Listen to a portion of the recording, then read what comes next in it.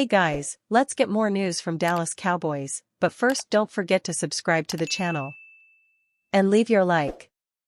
The Dallas Cowboys edged Detroit Lions 20-19 and gain momentum in controversial ending. The Dallas Cowboys defeated the Detroit Lions 20-19 after a rather confusing and controversial ending. Dallas stopped Detroit 3 times straight on 2-point conversions, winning all 3 untimed downs. Dallas dominated Detroit on defense, intercepting Jared Goff twice and limiting him to 271 yards and 2 interceptions. The Cowboys hunted the Lions successfully, and their playoff ticket is punched. Here's what Dallas must take away from the Lions game, and how the team can remain hot come January. James Cook, James Conner, and Christian McCaffrey all turned Dallas' run defense into Swiss cheese. The same could not be said about Detroit's backfield. David Montgomery and Jahmyr Gibbs ran the ball 9 times each. In total, Dallas allowed 118 yards of rushing defense. While it's worse than their Christmas Eve performance against Miami, 91 yards, it's a sign of life. Without DT Jonathan Hankins, the Cowboys still managed to limit the Lions' rushing attack to a reasonable degree. Detroit's run game averages 4.7 yards per carry, and Dallas held them to just 4. Might seem like a small margin, but the NFL is a game of inches. The likes of Dante Fowler, Micah Parsons, and Dorrance Armstrong all made impactful plays. However, nobody played bigger than DeMarcus "Tank" Lawrence. He's been blowing up short yardage running plays for 2 weeks, frustrating Raheem Mostert and now Jahmyr Gibbs. Lawrence has turned back the clock at just the right moment. If he continues on his current pace, look to find Lawrence in the 2024 Pro Bowl. He might just be the final piece to Dallas' incoming playoff punch. Jerry Jones on ending to Lions Cowboys. The defense is supposed to know who the eligible receivers are. On Saturday night, the Lions' loss was the Cowboys' gain. And Dallas owner/G.M. Jerry Jones, whose team is now 1 win away from clinching the number 2 seed, is not complaining about that. "I can't believe the convoluted way that we ended up winning that game," Jones said Tuesday on 105.3 The Fan in Dallas, via Clarence E. Hill, Jr. of the Fort Worth Star-Telegram. "But let me put it like this, the defensive team is supposed to know who the eligible receivers are. Anything you do to fuzzy that up can get fuzzy for you." That's the perfect way to put it. While deception and trickery become fundamental parts of the game once the play begins, pre-snap shenanigans become a calculated risk.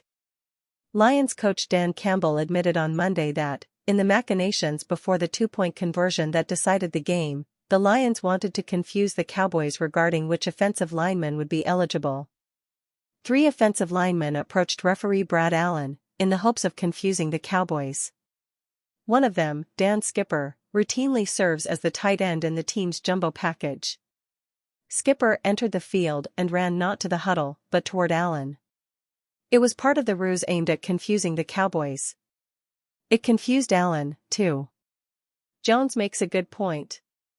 The entire idea of the reporting function is to let defenses know whether a player wearing an ineligible number is actually eligible to catch a pass, and/or whether a player with an eligible number is ineligible. Is it fair game for an offense to deliberately obscure that process? Does the offense have the right to be upset if, while attempting to deliberately obscure that process, the referee becomes confused? Skipper ran toward Allen like Skipper always does when reporting as eligible. Allen apparently assumed that Skipper was reporting as eligible.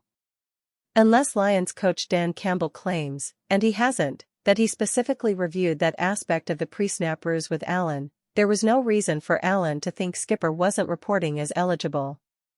Even though some have tried to Zapruder film the interactions between Allen and tackle Taylor Decker, it was loud and it was chaotic.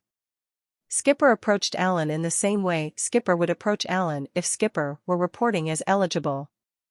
Decker approached Allen with Penei Sewell standing next to him. It was deception. It was gamesmanship. It was a shell game. The Lions tried to fuzzy it up, as Jones said.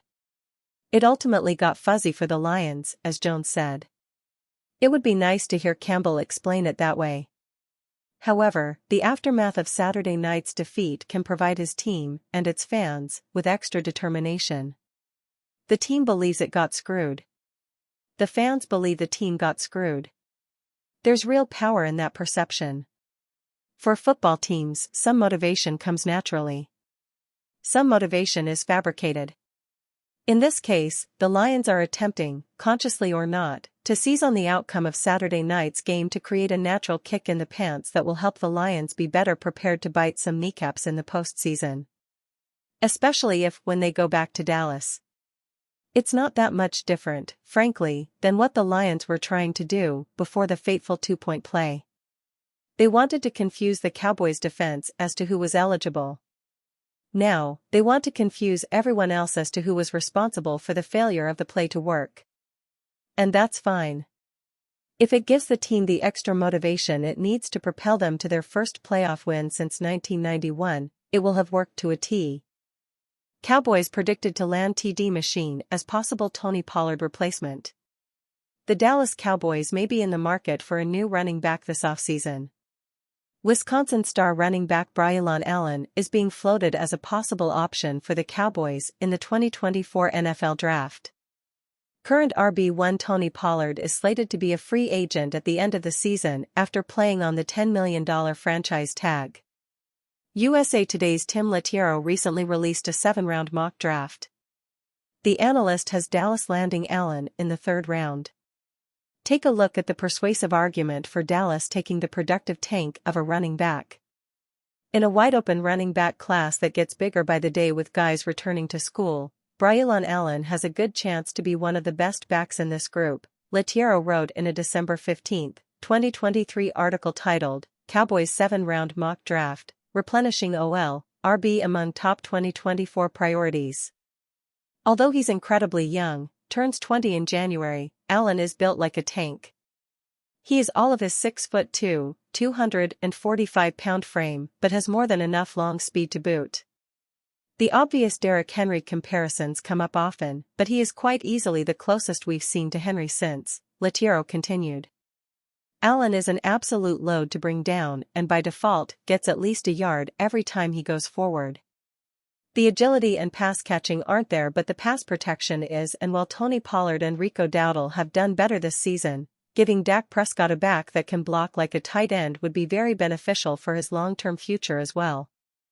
Drafting Allen or another running back does not necessarily mean the team moves on from Pollard. That said, Pollard's production should give Dallas pause before potentially signing the star to a new long-term deal. Pollard has not topped 60 rushing yards in 4 straight outings for Dallas. Allen brings with him an impressive resume, posting 35 career touchdowns in his 3 years at Wisconsin. The playmaker has notched double-digit touchdowns in all 3 seasons with the Badgers. Allen posted 181 carries for 984 rushing yards and 12 touchdowns. The playmaker averaged 5.4 yards per rush in 11 appearances. The Badgers star has impressive NFL size at 6'2" and 238 pounds. There are questions about Allen heading into the NFL, including how impactful the rusher can be in the passing game. Allen had 28 receptions for 132 yards in 2023. The running back also struggled with fumbles, not an encouraging sign heading into the league. Yet, Wisconsin is known for producing elite-level NFL running backs, including Jonathan Taylor and Melvin Gordon.